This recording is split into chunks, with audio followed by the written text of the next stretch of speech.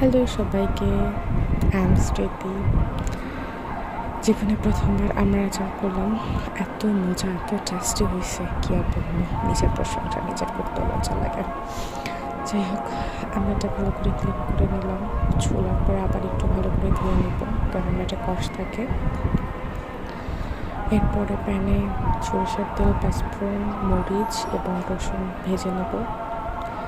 আমড়ার মধ্যে মরিচের গুঁড়া, হলুদ এবং লবণ ভালো করে মিশিয়ে নেব। আমড়াটার গায়ে গায়ে লাগিয়ে নেব। এক পর্যায়ে তেলটা গরম হয়ে গেলে আমড়াটা ভেজে নেব ভালো করে। আমড়ার ভালো একটা কালার চলে আসছে। একবার চিনি দিয়ে দিলাম পরিমাণ মতো।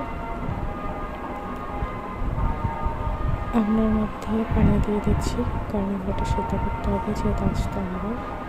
আমি ঢাকনা দিয়ে ঢেকে সেদ্ধ করে নিচ্ছি। মাঝে মধ্যে নাড়াচাড়া দিতে হবে যাতে লেগে না পড়ে।